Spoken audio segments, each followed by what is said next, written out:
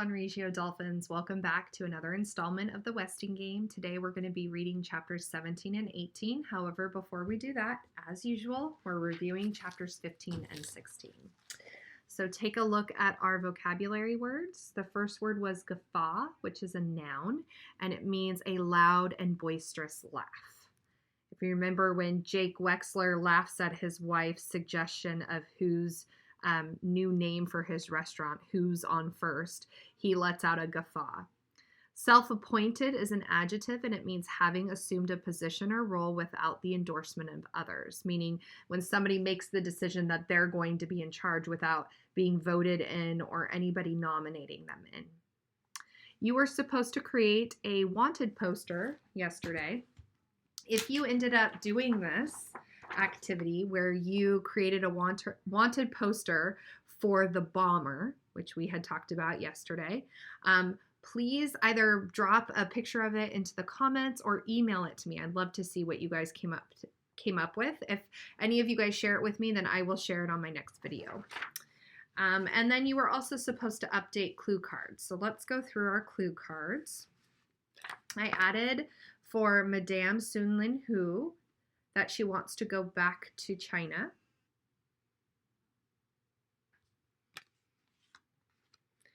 I added about Turtle Wexler that she determined to think it's about the stock market. I don't think I had talked about this yesterday, but she's very much caught up in thinking this is all about money and who has the most money at the end, and not really about figuring out who murdered Sam Westing. I added another one about Christos, about him becoming handicapped later in life. We had figured that out as well, that he wasn't always in a wheelchair.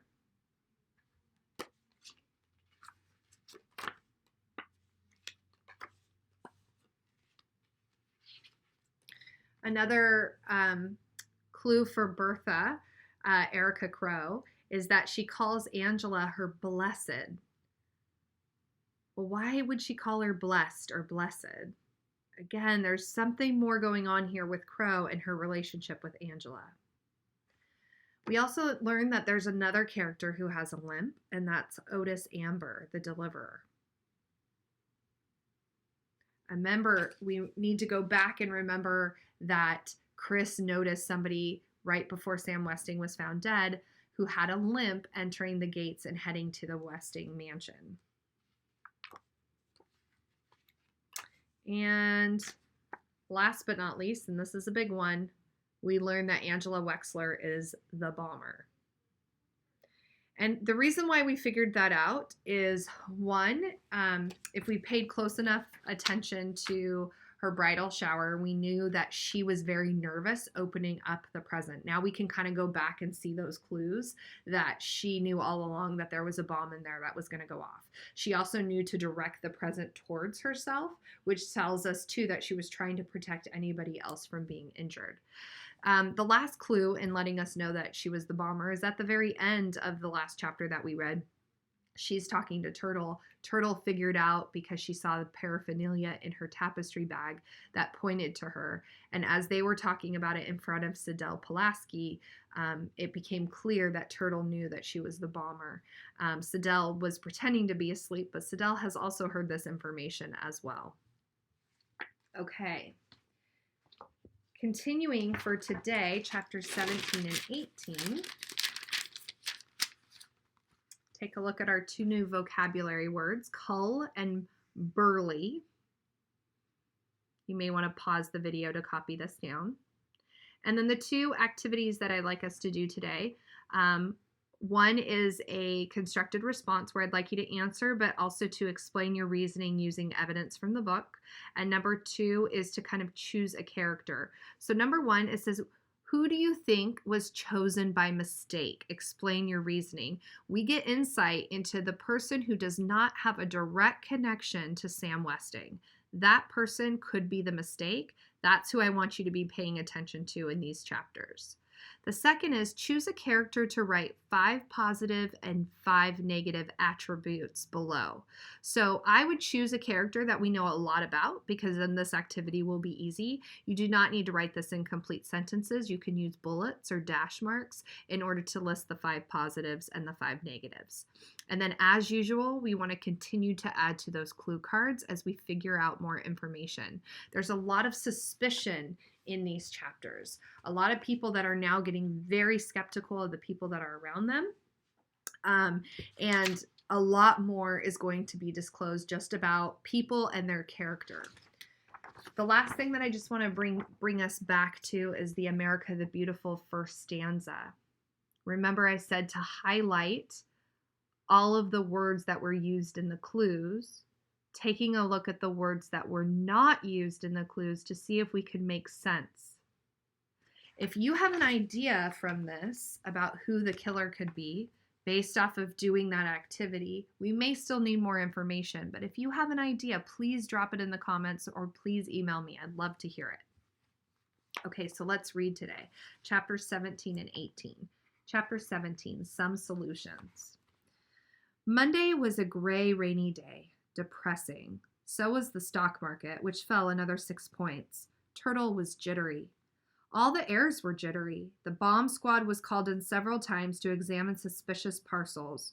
One turned out to be a sealed vacuum cleaner bag full of dust that Crow had set behind the incinerator door. Another was a box delivered to Mrs. Wexler. In it were bonbons, her favorite, and a note, "Love and kisses, Jake." "What do you mean, how come? Can't I send candy to my wife without getting the 3rd degree? I thought you were looking on the thin side, okay?" Grace made him eat the first piece. The next day, Grace received a larger box. In it, the bomb squad found 12 long-stem roses and a note. "For no reason at all, just love, Jake." The bomb squad was called again when Turtle ran after her partner through the lobby, shouting, "Mrs. Baumbach! Mrs. Baumbach!" Someone thought she had shouted, "Bomb, bomb." A hollow wind wailed through damp Tuesday. In the morning, the stock market rose 3 points. "Bullish," said Flora Baumbach. In the afternoon, the market dropped 5 points. "Bearish," said Flora Baumbach. Those were the only 2 trading terms she had learned. Madame Hu, a quicker student than the dressmaker, had learned more words: partner, money, house, tree, road, pots, pans, okay, football, good, rain, spare ribs. Her teacher, Jake Wexler, visited her in the kitchen before he sat down to his daily lunch in the Chinese restaurant. Today his wife and Jimmy Hu agreed to eat with their only customer on the promise that he would help them with their clues and not take a share of the inheritance if they won. Grace laid their 5 words on the table. "These are clues." Jake looked down on "purple waves for fruited sea." He switched 2 squares of Westing Super Strength towels. "Purple fruited makes more sense. How about grapes or plums?" Grace was about to insist on purple waves, but plums reminded her of something. "Plum," she had aloud. "Plum. Wasn't that the lawyer's name? Plum?" "You're right, Grace," Mr. Hu said excitedly. "You're absolutely right." He tore one of the clues in 2. Fruit, Ted, Ed. Ed, purple fruit. Ed, plum. "We've got it, we got it," Grace cried, leaping up to embrace her partner. "I never did trust lawyers," Mr. Hu shouted gleefully. "What about the other 2 clues? For sea waves?" Jake asked, but the happy hugging and dancing celebrating pair did not hear him. "Boom!" and said Madame Hu, placing a plate of spare ribs on the table. That word she had learned from Otis Amber. Sandy was proud of the notebook he bought, with its glossy cover photograph of a bald eagle in flight. "Sort of appropriate," he explained to the judge. "Fits in with the Uncle Sam and all that." In it, he painstakingly entered the information culled from reports the private detective delivered each day to Judge Ford's office. Photostats of birth certificates, death notices, marriage licenses, driver's licenses, vehicular accident reports, criminal records, hospital records, school records. To these, the doorman added the results of his own snooping. "My investigator is having a difficult time getting into the not-so-public records of Westingtown," the judge said. "We'll have to put the Westings aside and begin with the heirs." Since we're feasting on chicken with water chestnuts, Sandy said, I'll start off with the Who's Doug had delivered down. He read aloud from his entry. Who? James Shin Hu. Born James Hu in Chicago, age 50. Added Shin to his name when he went into the restaurant business because it sounded more Chinese. First wife died of cancer 5 years ago. Married again last year. Has one son, Douglas. Sun Lin Hu, age 28. Born in China. Immigrated from Hong Kong 2 years ago. Gossip, James Hu married her for her 100-year-old sauce. Douglas Hu, called Doug, age 18. High school track star, is competing in Saturday's track meet against college milers. Westing connection, Hu sued Sam Westing over the invention of the disposable paper diaper. Case never came to court. Westing disappeared. Settled with the company last year for $25,000. Thinks he was cheated. Latest invention, paper insoles. I can take some credit for those paper insoles, Sandy bragged. My feet were killing me standing at the door all day, so I said to Jimmy, if only somebody would invent a good innersole that didn't take up so much room like those foam rubber things. And sure enough, he did it. They're great. I got a pair in my shoes now. Want to see? No, thank you, the judge was eating. It was past midnight when Theo finished his homework in the dim light of the study lamp.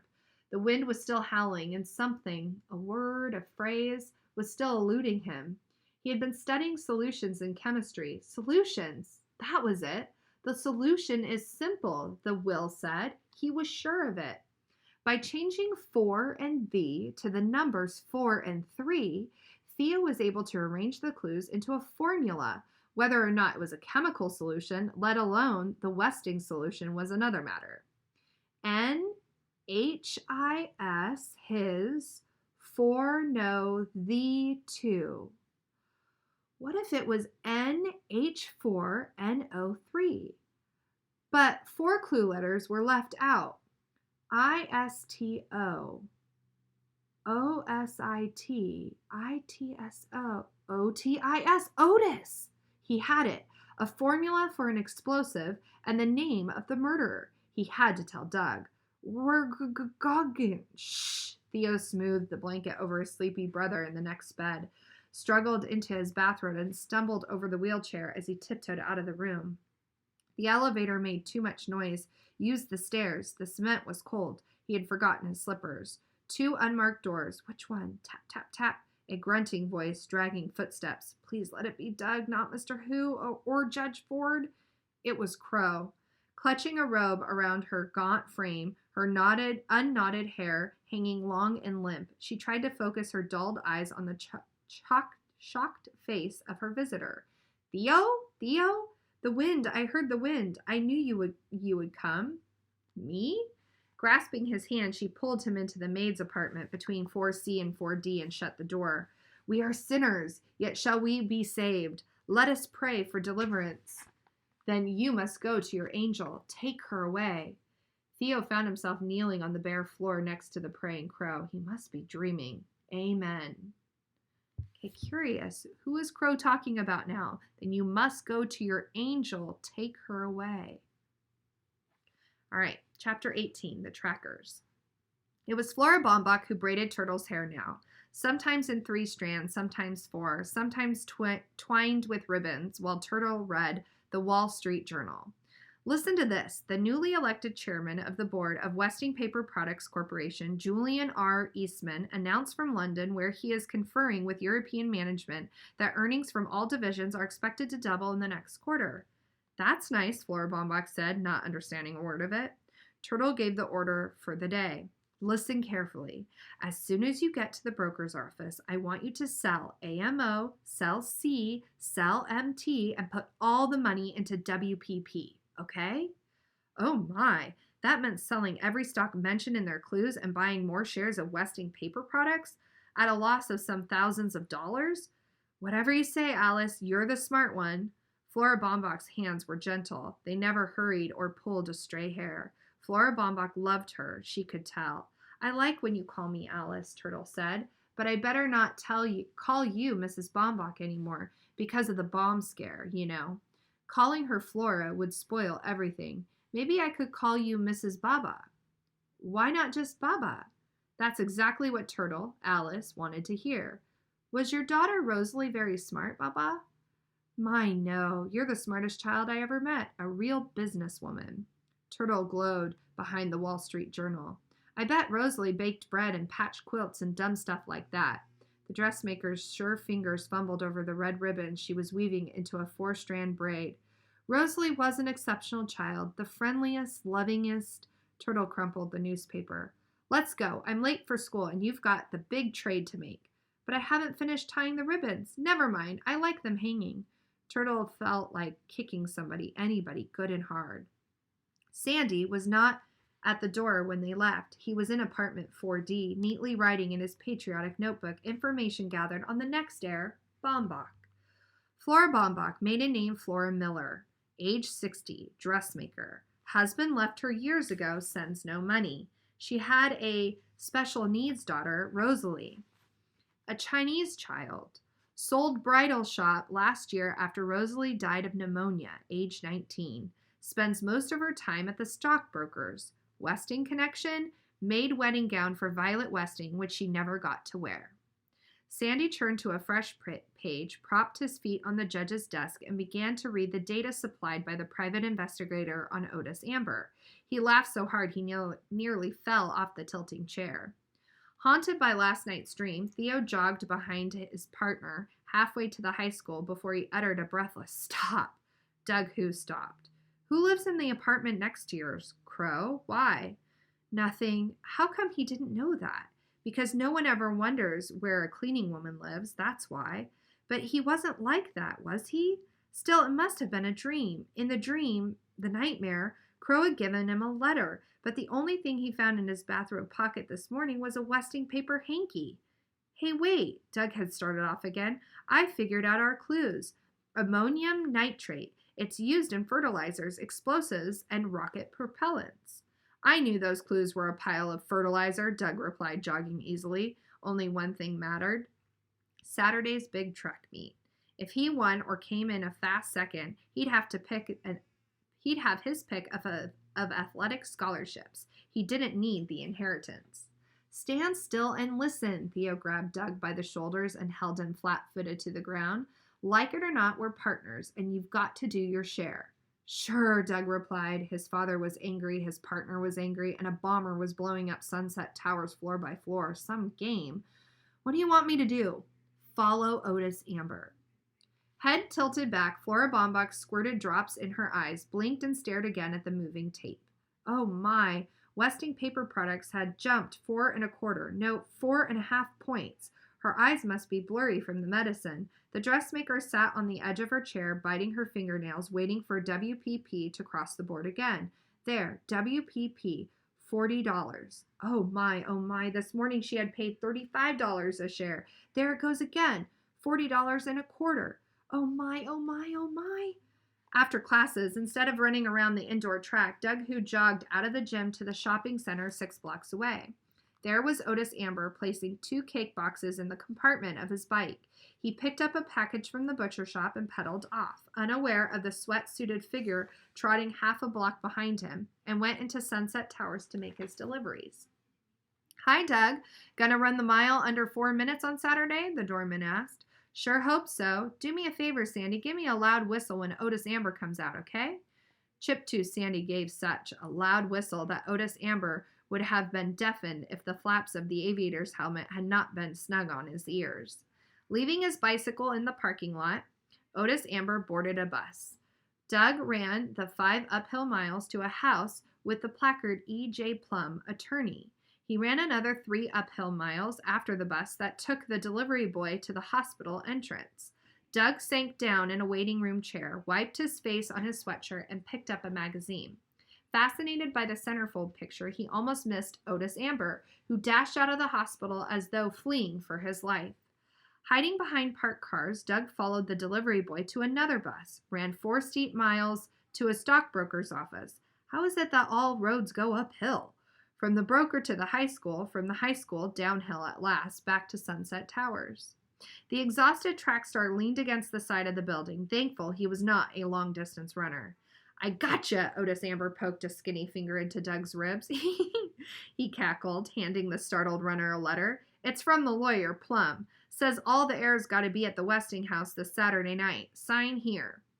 With his last ounce of energy, he wrote Doug Who, Myler, on the receipt, then slid down the wall to a weary squat. Some Myler. His feet were blistered, his muscles sore, he could barely breathe. He might never run another step in his life. On receiving the notice of the Westinghouse meeting, Judge Ford canceled her remaining appointments and hurried home. Time was running out. Sandy read to her from his notebook. Amber. Otis Joseph Amber, age 62.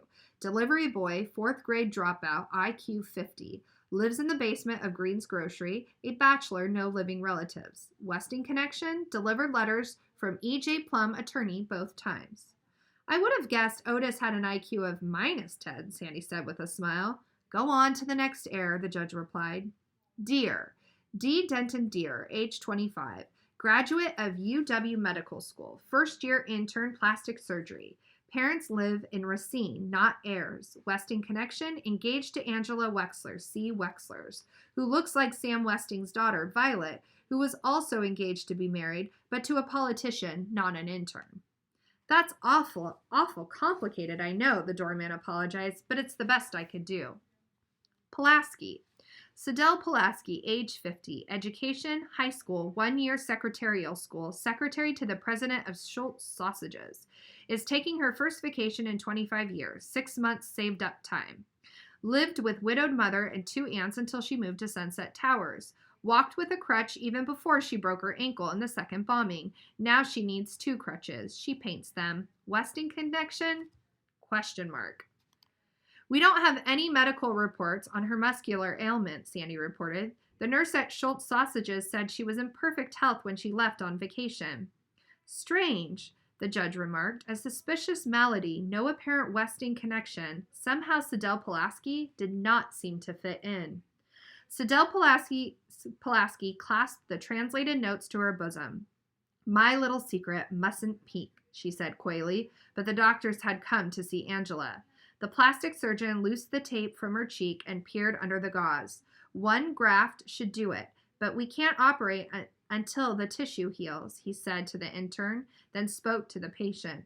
Call my secretary for an appointment in 2 months. He strode out of the room, leaving Denton Deer to replace the bandage. I don't want plastic surgery, Angela mumbled. It still hurt to talk. Nothing to be frightened of. He's the best when it comes to facial repairs. That's why I brought him in. We'll have to postpone the wedding. We can have a small informal wedding. Mother wouldn't like that. How about you, Angela? What do you want? He knew her unspoken answer was, I don't know. The door flew open and slammed against the adjacent wall. Where do you think you're going? Denton pulled Turtle to a halt by one of her streaming ribbons twisted in her braid. The sign says no visitors. I'm not a visitor, I'm a sister, and get your germy hands off my hair. Denton Deer hurried to seek first aid for his bleeding shin and sent the biggest male nurse on the floor to take care of Turtle, the same male nurse who chased Otis Amber out of the hospital for sneaking up on a nurse's aide carrying a specimen tray and shouting, boom.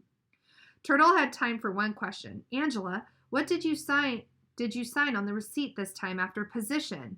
Person. I changed mine to victim, Sidel said. Turtle paid no attention to the victim. She was more interested in the 2 men entering the room, the burly male nurse, and that creep of a lawyer, Plum. I gotta go. Don't say anything to anybody about anything, Angela, no matter what happens. Not even to a lawyer. You know nothing. You hear? Nothing. She skirted Ed Plum, ducked under the outstretched hairy hands of the male nurse, slid down the hall, scampered down the stairs, and out of the hospital. Hi, how are you? Ed Plum smiled at Angela, ignoring the patient in the other bed. He didn't recognize Miss Pulaski without her painted crutch. I'm sorry to hear about your accident. Otis Amber told me about it. Just thought I'd drop in for a chat. The young lawyer, who had admired the pretty heiress from the minute he first laid eyes on her, did not have a chance to chat. Grace Wexler entered the room, saw the answer to the clues, Ed Purple Fruit, the murderer standing over her daughter, and uttered a blood-curdling shriek. 3 visitors in one day. The first was Otis Amber with a letter and another receipt to sign. Chris had pretended to be scared by the boom, but he wasn't really. He had twitched because he was excited about going to the Westinghouse again, even if he hadn't figured out the clues. Then Flora Baumbach came to see him. He wasn't nervous at all with that nice lady. She smiles that funny smile because she's sad inside. She once had a daughter named Rosalie. She told him how Rosalie would sit in the shop and say hello to the customers, and how she would feel the fabrics. Mrs. Baumbach made wedding dresses, which are mostly white, so she bought samples of materials with bright colors and patterns because Rosalie loved colors best. Rosalie had 573 different swatches in her collection before she died. Mrs. Baumbach said her daughter might have been an artist if things had turned out differently. What would I have been if things had turned out differently? The third visitor entered, limping. His partner was limping. Too much excitement, his stupid body was jerking all over the place. Denton Deer sat down next to the wheelchair. Take it easy, Chris. Calm down, kid. I'm not the creature from the Black Lagoon, you know. His partner, a doctor, watched horror movies on television too. Slowly, arms untangled, legs unsnarled. Slowly, Chris stuttered out his news. Flora Baumbach felt so guilty about seeing their dropped clue that she told him one of her clues, mountain. But we mustn't tell Turtle. Don't worry, the intern said, displaying a bruised shin. Chris laughed and then stopped. Sorry. Mountain. Denton Deer thought about the new clue. If a treasure is hidden in a grain shed on a mountain plain, I sure don't have time to go looking for it. Do you? No. Let's forget the clues. I have something more important to tell you. Don't get excited, okay? Chris nodded. His partner was going to ask for the money. Denton Deer stood. I'll get your toothbrush and pajamas, then we'll go to the hospital. Don't get excited. Chris got excited. How could he explain that what he wanted from his partner was companionship, not more probing, pricking doctors with their bad news that made his mother cry? Listen, Chris, can you hear me? Just overnight, I found a neurologist, a nerve doctor, who works on problems like yours. A person? No operation. Did you hear me, Chris? No operation. The doctor thinks a new medicine may help, but he has to examine you, make some tests. I have your parents' permission, but no one will touch you unless we talk it over first, you and me, together. I promise. Chris grimaced, trying to smile. His partner said talk it over, the two of them, together. They were really partners now. You can have money. What? Oh, the money? Later. Here, let me take those. You won't need them in the hospital. Chris clung to his binoculars. Well, I guess you do need them. Ready? Here we go. All of a sudden, he was leaving Sunset Towers, pushed by his limping partner. Maybe Dr. Deer is not who and what he says he is. Maybe he is being kidnapped for ransom. Maybe he's being held hostage. Oh boy, he hasn't had so much fun in years. Stopping there for today. Oh my gosh, there's a lot of character development that's happening in these two chapters. But I think that probably one of the most important pieces of these two chapters were Otis Amber's clues that he's been writing now in that Bald Eagle journal that he has. Hopefully you were able to pick up on the person who may be the mistake, the person who does not have a direct connection to the Westings. That's who I want you to fill out here, and then give me your reasons why you think that person's the mistake. Remember to choose one of the characters. We're definitely getting to know all of them much better. To list your 5 positive and 5 negative attributes. And last but not least, don't forget to add to those clue cards. We will review those tomorrow. We are getting ready to go on spring break, and so these may not be coming every day next week. I will see what I can get done. I will continue reading with you guys. I very much look forward to this. I'm glad that you guys are following me. Again, please share those wanted posters if you completed them. All right, that's it for today. Take care, Dolphins. Bye.